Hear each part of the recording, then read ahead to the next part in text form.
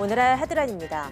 밤사이 강력한 비구름이 발달해 중부지방에 200mm가 넘는 물폭탄이 쏟아질 것으로 보입니다. 내일 아침까지 수도권과 영서지방에 200mm 이상, 영동에도 100mm가 넘는 큰 비가 내릴 것으로 보여 산사태나 축대 붕괴 등 비 피해가 우려되고 있습니다. 미세먼지 감축을 위해 국민의 뜻을 모으고 있는 국가기후환경회의가 미세먼지 배출량을 전년보다 20% 줄이겠다고 밝혔습니다. 고농도 미세먼지가 발생하는 겨울과 봄철에 석탄발전소를 최대 3분의 1 가동 중단하고 노후 차량의 운행을 전면 제한하는 내용이 포함됐습니다. 해마다 만여 건씩 발생하는 약물 사고는 대부분 의사나 기기의 잘못으로 정량이 아닌 약물을 환자에게 투여해서 발생합니다. 국내 연구진이 극미한 약물의 양까지 실시간으로 측정하는 기술을 개발했는데 약물 사고 예방에 도움을 줄 것으로 기대됩니다.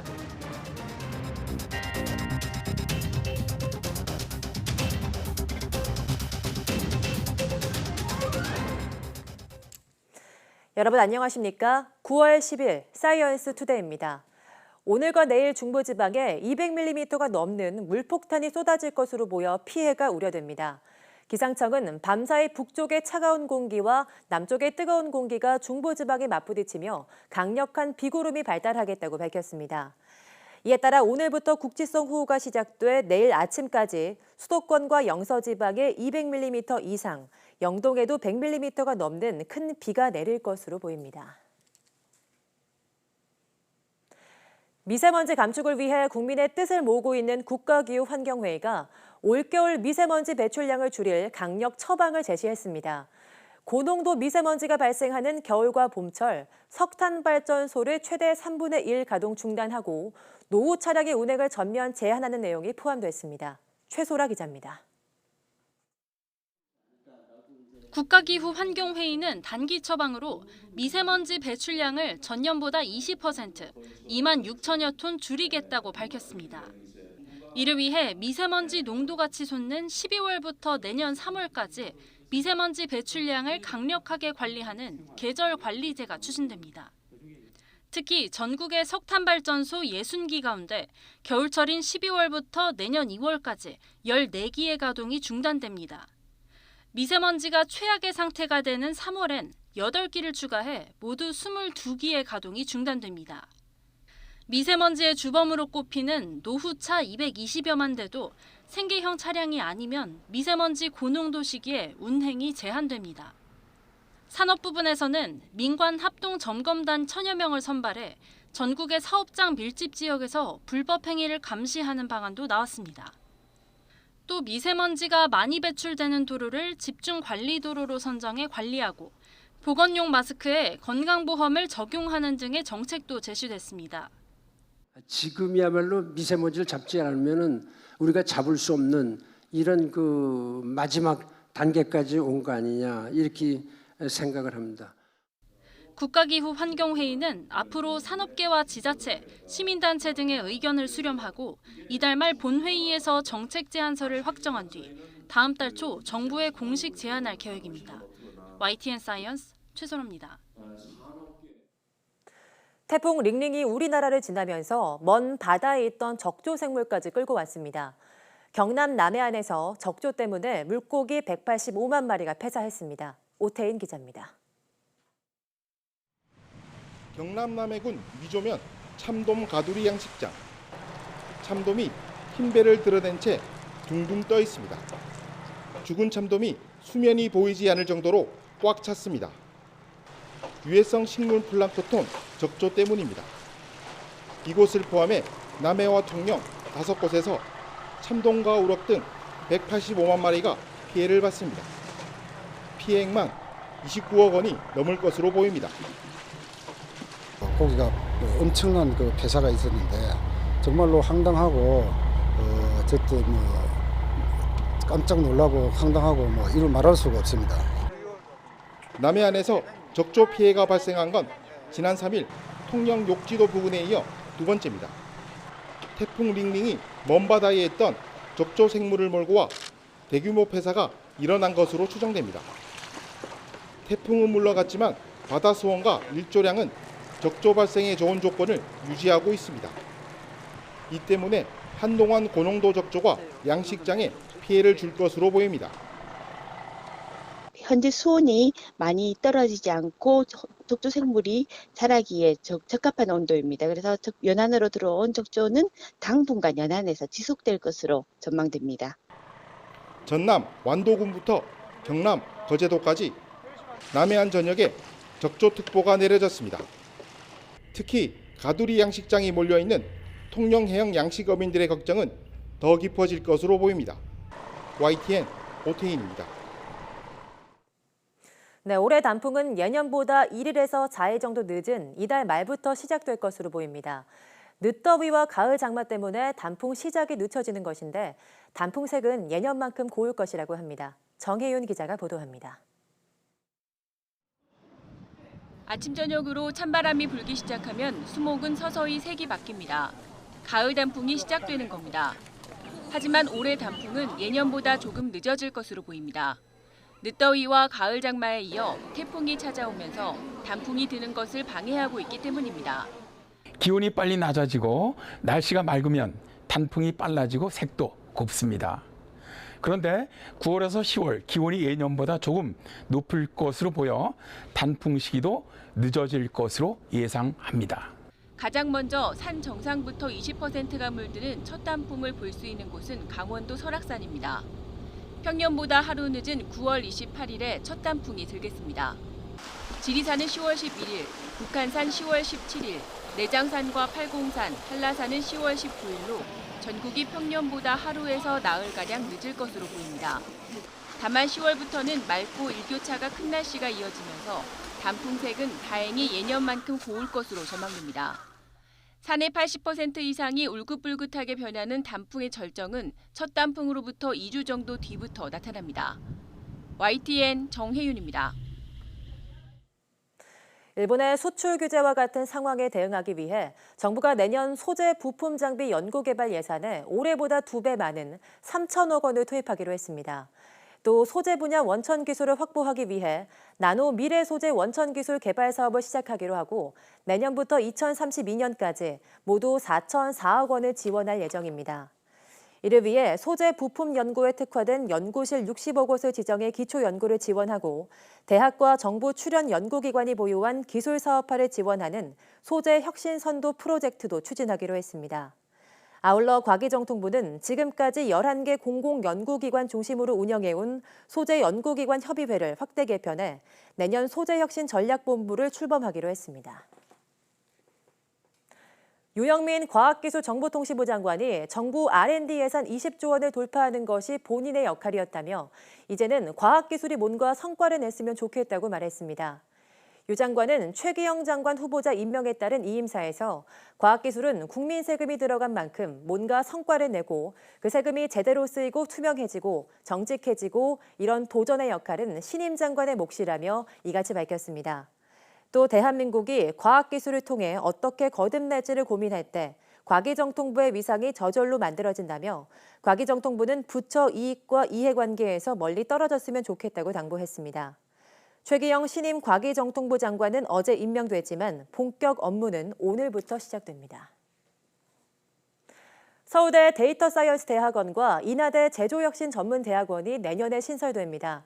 교육부는 2020학년도 전문대학원 신설 최종 심사 결과 서울대 데이터사이언스 대학원과 인하대 제조혁신전문대학원이 선정됐다고 밝혔습니다. 서울대 데이터사이언스 대학원은 여러 학문의 기초로 떠오르고 있는 데이터 과학 분야의 석박사 교육과정을 개설해 4차 산업혁명을 선도하는 융합형 인재를 양성한다는 계획입니다. 또 인하대 제조혁신전문대학원은 제조업의 혁신 성장을 선도하는 뿌리 스마트 융합 분야 전문 인력을 양성하기 위해 실무 중심의 석사 교육과정을 운영하게 됩니다.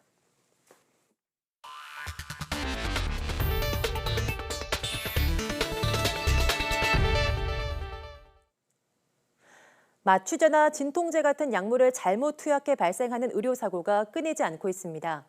국내 연구진이 극미량의 약물까지 실시간으로 측정하는 기술을 개발해 약물 사고 예방에 도움을 줄 것으로 보입니다. 이정우 기자입니다. 전 세계적으로 잘못된 약물 주입으로 인한 사고가 해마다 만여 건씩 발생하는 것으로 알려졌습니다. 이 사고로 매년 100명 정도가 숨지는 것으로 보고됐습니다.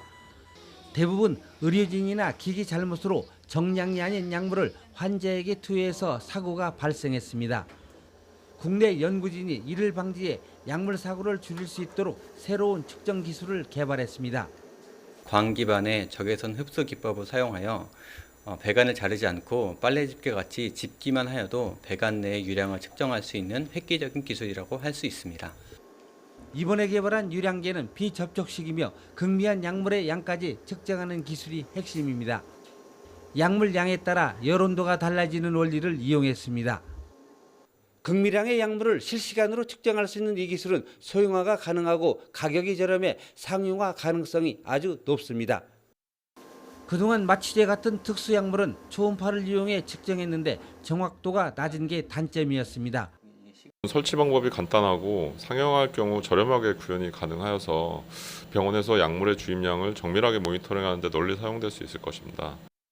유럽 측정 표준 협력기구와 한국연구재단의 지원을 받아 진행된 이번 연구 성과는 측정과학 분야 세계적 학술지 메트롤로지아에 실렸습니다.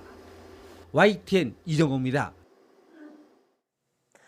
조선시대에는 물시계인 자경루가 국가 표준시 역할을 했습니다. 자경루를 만들고 4년 뒤 장영실은 당시 최첨단 기술을 총동원해 기념비적인 자동 시계를 만들어냅니다. 역사책에만 실체가 남았던 바로 그 조선의 자동 물시계 흠경각 옥루를 581년 만에 복원했습니다. 이문석 기자입니다. 물이 일정량 차면 물레방아처럼 생긴 수차가 움직입니다. 수차는 톱니바퀴를 돌리고 기계장치에 동력을 전달해 시간을 알려줍니다. 조선시대 천재과학자 장영실이 세종대왕을 위해 만든 자동 물시계 흠경각 옥루입니다. 3m 높이 시계 내부엔 구슬을 이용한 인형 구동장치가 들어있습니다. 1시간에 한 번 선녀 인형이 종을 치고 지금의 시계 위치에 12간지상이 엎어진 채 배치돼 있다가 시간에 맞춰 일어서도록 설계됐습니다. 당시 최첨단 기술을 집약한 것은 물론 세종이 추구한 농본사상 철학으로 시계를 꾸몄습니다. 실제 시계는 지금부터 581년 전인 1438년에 만들어졌습니다. 시계에 설계도가 담긴 흠경각루 의궤가 있었지만 병인양요 이후 흔적이 사라진 것으로 전해졌습니다. 복원된 흠경각 옥루는 세종실록 등에 남은 기록을 바탕으로 3년 동안 연구와 고증을 거쳤습니다. 동아시아의 물시계 전통과 그 서양의 이슬람 전통의 시계가 창의적으로 융합된 아주 과학적이고 독창적인 그런 자동 물시계라고 보시면 될 것 같습니다. 세계 시계 발달사에도 한 획을 그은 흠경각 옥루는 혼천이, 자경루 등과 더불어 조선 과학기술 수준을 한눈에 보여주고 있습니다. YTN 이문석입니다.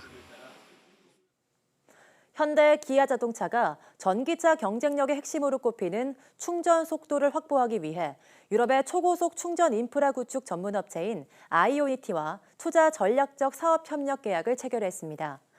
이번 협약에 따라 현대차 그룹은 아이오니티의 지분을 기존 투자업체인 BMW와 다임러, 폭스바겐 포드와 같은 20%를 확보하게 됐습니다. 아이오니티는 기존 급속 충전기보다 충전 속도가 최대 7배 빠른 충전 인프라 구축에 집중하고 있으며 현대 기아차는 이번 계약을 계기로 유럽 시장 공략에 도움이 될 것으로 기대하고 있습니다. 올해 추석 연휴 귀성길은 연휴 첫날인 10일 오전에 가장 붐빌 것으로 보입니다. 국토교통부는 11일부터 일요일인 15일까지를 추석 연휴 특별교통대책 기간으로 정했다고 밝혔습니다. 국토교통부가 한국교통연구원에 의뢰해 9천 가구를 대상으로 조사한 결과 이 기간 전국 이동 인원은 3,356만 명으로 추석 당일인 13일에만 897만 명이 이동할 것으로 파악됐습니다. 귀성길은 추석 전날인 12일 오전에 29.5%가 몰려 가장 붐빌 것으로 보입니다. 귀경길은 25.4%가 14일 오후에 출발하겠다고 답해 가장 많았지만 여행 수요까지 고려하면 추석 당일인 13일 오후가 가장 혼잡할 것으로 예상됩니다. 귀성길 예상 소요 시간은 서울에서 대전까지 4시간 40분, 부산 8시간 반, 광주까지 7시간 10분이고 귀경길은 대전에서 서울까지 4시간 20분, 부산에서 서울이 8시간 반 걸릴 것으로 추산됐습니다. 정부는 연휴 동안 하루 평균 고속버스 운행을 1,200여 차례 늘리는 등 대중교통을 확대하고 드론과 암행 순찰차를 활용해 음주운전과 난폭 운전 등을 집중 단속할 방침입니다. 추석 연휴에 전국 응급실 521곳이 평소와 마찬가지로 24시간 진료를 합니다. 추석 연휴 기간 중 문을 여는 병의원과 약국은 응급의료정보 제공 앱이나 전화 119, 120, 119를 통해 안내받을 수 있습니다. 보건복지부는 추석 연휴인 12일에서 15일까지 하루 평균 6,800여 개의 응급실과 보건소, 병의원, 약국이 문을 연다고 밝혔습니다. 응급실은 연휴 기간 521곳이 24시간 운영하며 보건소 등 공공의료기관은 추석 당일에도 진료를 계속합니다. 보건복지부는 감기 등 경증 질환으로 응급실을 이용할 경우 진료비가 추가되는 데다 대기 지연이 발생할 수 있기 때문에 문을 연 병의원이나 보건소 등을 확인해 이용해 줄 것을 당부했습니다. 자살 예방 정책의 컨트롤타워 역할을 하게 될 국무총리 소속 자살예방정책위원회가 출범했습니다. 이낙연 국무총리는 회의에서 자살을 예방하기 위해서는 지역사회의 안전망을 촘촘하게 준비하고 좁은 지역사회에서 자살 예방운동을 함께하는 체제를 갖춰야 효과를 볼 수 있을 것이라고 강조했습니다. 위원회는 올해 말 완료되는 자살 사망자 전수조사를 바탕으로 매년 자살 위험 지역을 선정하고 건강보험 빅데이터 등과 연계해 자살 고위험군을 사전에 발굴, 지원하는 체계를 구축하기로 했습니다.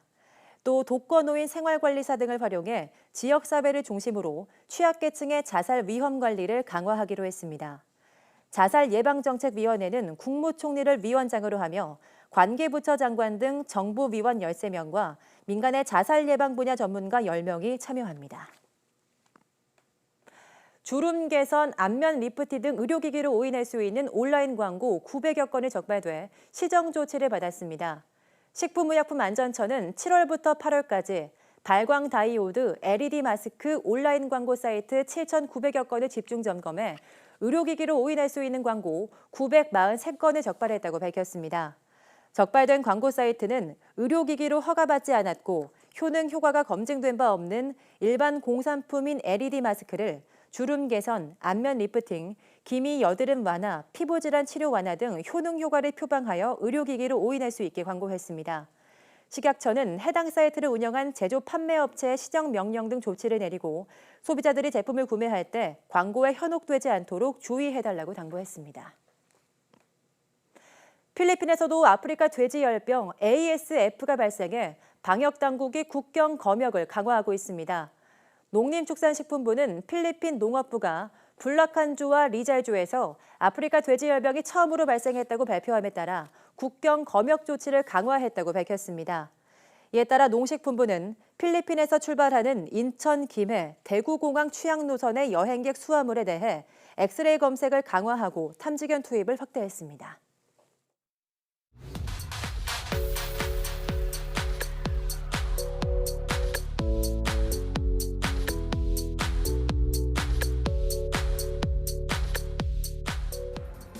쿠싱 증후군이란 필요 이상의 많은 당질 코르티코이드라는 호르몬에 노출될 때 생기는 내분비계 질환입니다.